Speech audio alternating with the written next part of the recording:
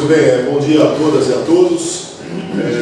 Eu pretendo ser o máximo conciso possível. Primeiro, meu agradecimento à coordenação desse congresso, ao convite, também à aceitação, na verdade, também minha gratidão ao Núcleo de Estudos do Protestantismo, que, como Davi, também faço parte lá da Universidade Mackenzie. A própria Universidade Mackenzie é uma pesquisa que está possibilitando essa comunicação. Para efeitos de aproximação, a minha pesquisa ela se deu a partir de algumas igrejas presbiterianas independentes, e a quem não conheça o termo igreja presbiteriana independente, ou não saiba do que se trata, é uma dissidente da igreja presbiteriana do Brasil, que uma dissidência que ocorreu em 1903, por algumas questões de cunho teológico, especialmente políticas, concernentes ao missionarismo norte-americano. Então, a Igreja Presbiteriana Independente é uma igreja calvinista e uma igreja histórica lá do Brasil. Então, esse estudo se deu, essa pesquisa se deu com um estudo de casos, e eu falo casos porque aqui eu falei uma colocação comparativa da prática da Eucaristia nessas igrejas presbiterianas independentes, especificamente radicadas em São Paulo. Foi feita a oportunidade de uma pesquisa em 19 igrejas, e eu considerei 3 para efeitos de pesquisa. Quando eu falo de Confissão de Fé da Guanabara, a proposta inicial, e portanto já para localizar um congresso que se fala de Lutero, nós sabemos que os reformadores defenderam com muito ímpeto a questão da Eucaristia. Hoje mesmo aqui já foi falado de Eucaristia em 2 oportunidades. O Dr. Paulo de Assunção, ele me precedeu, deu um brilhante prolegômenos a respeito do que aconteceu ali na Confissão de Fé da Guanabara. E então acontece naquele intento de Villegagnon ele querer ter uma notoriedade, e ele dizia que ele queria também buscar um lugar para poder exercer a sua fé, porque parece que ele tinha se converteu, de alguma maneira ele se interessou pelo protestantismo, dá para se dizer. E então ele tem um intento de vir para o Brasil, porque ele ouvia falar muito das terras prósperas e aquela coisa, e acontece que o amigo dele, que é o João de Bolés, não é? Tem um bom prestígio na corte ali de Henrique II, e eles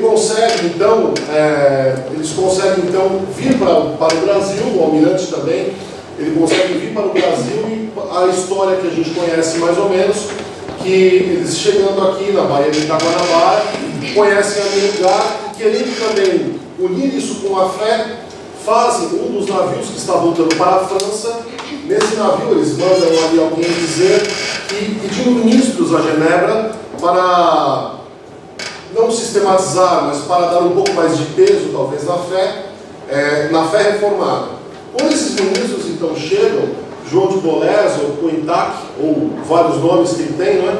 Ele se sente, Jean de Lery e também Crespin, eles falam isso, que Cointac ele era ele tinha um pouco de altivez, e essa altivez, ao chegarem aqueles ministros de Genebra, para ele não sentiu muito bem.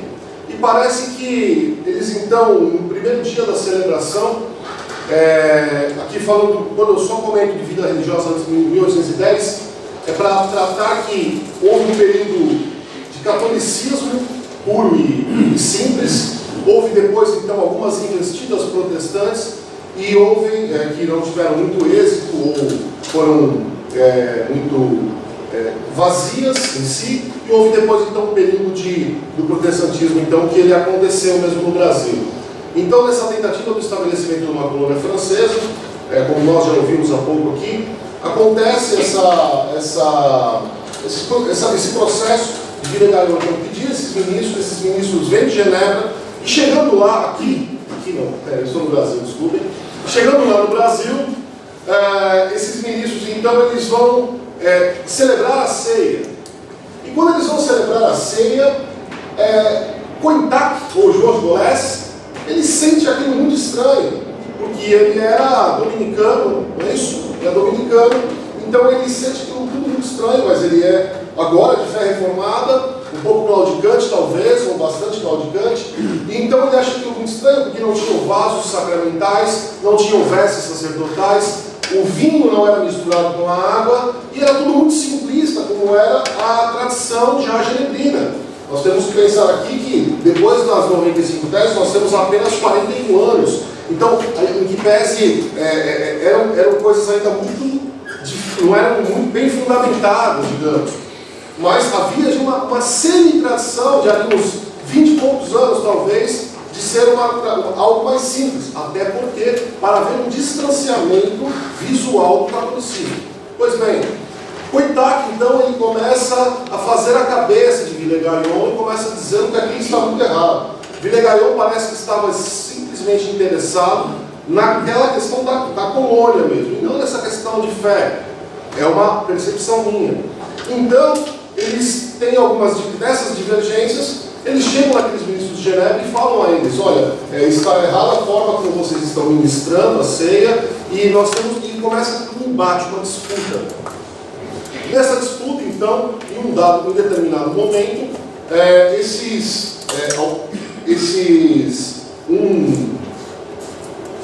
um dos, eu vou chamar de teólogos, que estava lá, ele é encaminhado a Genebra para tirar entender o que estava acontecendo com relação a essas disputas e trazer alguma espécie de um documento que determinasse o que ia acontecer.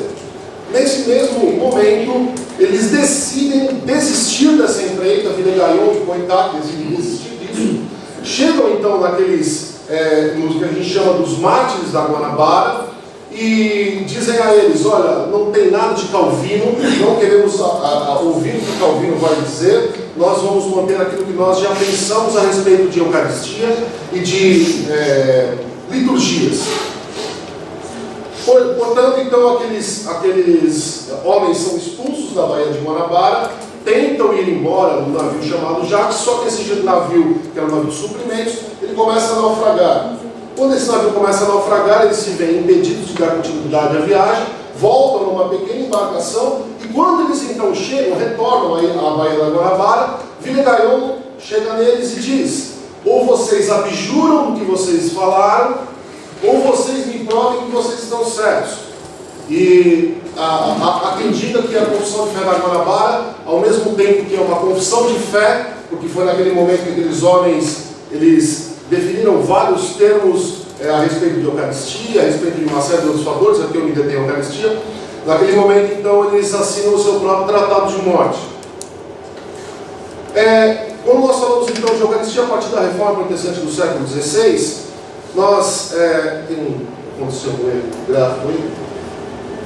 Nós, então, falando de uma maneira bastante perfunctória, sabemos que existiam algumas posições defendidas pelos chamados principais reformadores, Lutero, Zwingli e Calvino. Lutero, então, ele defendia que havia que aquilo que vai ser chamado posteriormente, que não é o nome dado por Lutero, de consubstanciação, não é? Zwingli, ele já tratava a coisa de uma maneira, parece que mais simplista, dizendo que o momento da Eucaristia era um momento memorial, onde você rememorava aquilo que Cristo fez pelas pessoas, como o seu sacrifício. Então, essa memória, você lembrava de algo que foi feito, né? Mas não existia uma presença real do Cristo, do corpo, do sangue.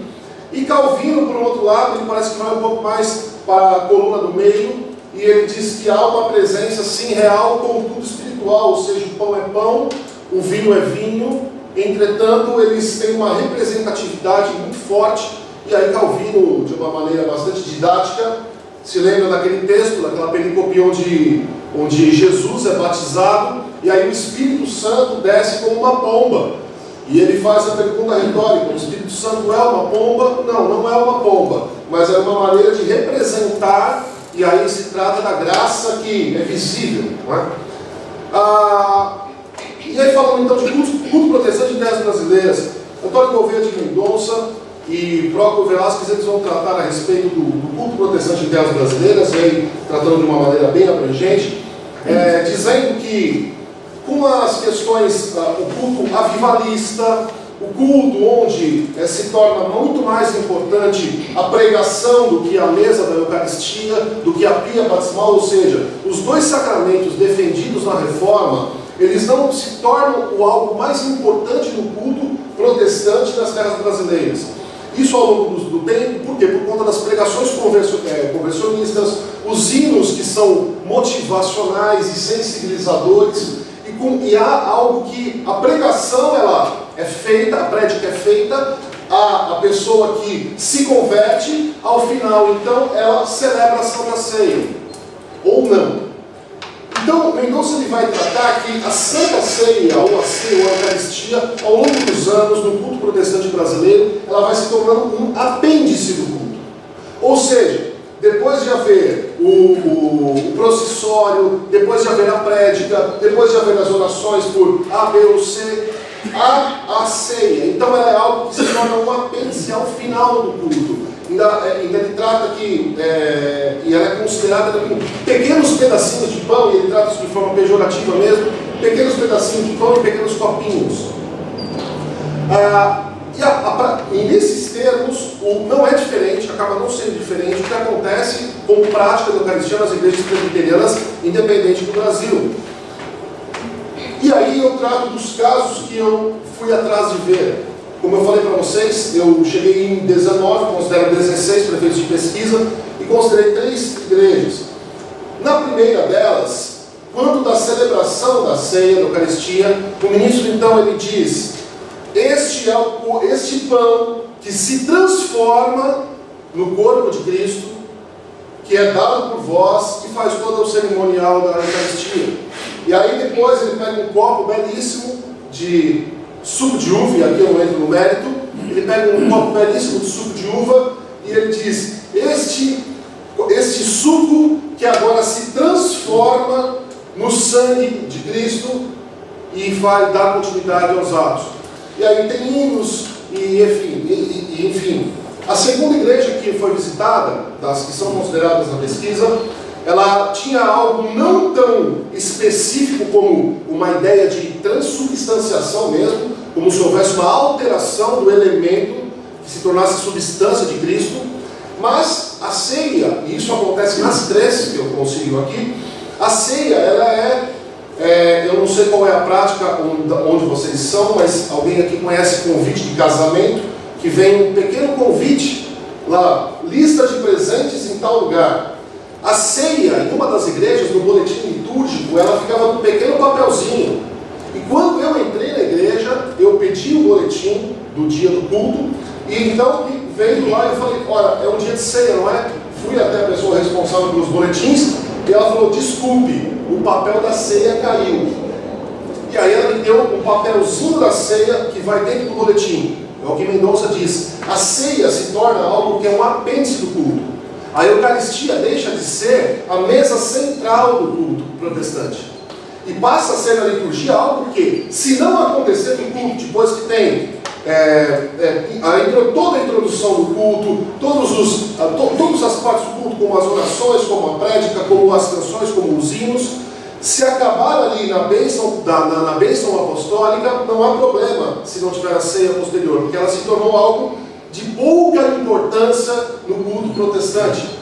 E aqui, sem tratar do juízo de valores, de feliz ou infelizmente, mas é o que acontece também nessas 3 igrejas que eu trago a colação nessa pesquisa. São igrejas que, se uma delas traz a questão da transubstanciação de corpo e de sangue, mas das 3 não se dá importância para a Eucaristia. E aí eu pensando, por isso que eu falo da questão da comparação entre a teologia da Eucaristia, a Confissão de Fé da Guanabara, e a prática dos sacramentos. Porque na Confissão de Fé da Guanabara, em algumas horas, aqueles huguenotes, sob risco de espada, de fato foram 3, a história nos diz que morreram quase que instantaneamente ali, quando eles tiveram que se atirar ao penhasco, e depois um foge e dá toda essa polêmica, também morre. Apenas um que não morre, aqui um fato curioso, porque não tinha alfaiate ali na Baía da Guanabara, então, e ele também não era muito firme nas suas convicções de fé, e esse homem então ele é bem aproveitado. Porém, esses 4 homens que morrem, eles morrem garantindo a sua fé, escrevendo um tratado, um belíssimo tratado, em poucas horas, sem referências, escrevendo um belíssimo tratado de fé, que fala de termos extremamente específicos e morre por isso. Nas disputas reformadas, Lutero, nós sabemos do embate que foi entre as ideias de Lutero, Calvino, Zwinglio e por aí foi. Ou seja, havia uma importância extremamente grande, tanto na Confissão de Fé da Guanabara, que é a Confissão Fluminense, considerada a confissão, a primeira confissão reformada em terras brasileiras. Havia uma grande importância do sacramento. E, por um outro lado, hoje, em igrejas de fé reformada, o sacramento não tem importância. Ou ele é algo que é apêndice de culto, não é tão importante assim. Sem ele, o culto começa, se dá e termina. E, por um outro lado, também, ainda ao ensino da transubstanciação, ainda que de uma maneira velada, para transformar o evento um pouco mais místico. É o que eu tenho a dizer. Obrigado pela atenção de vocês.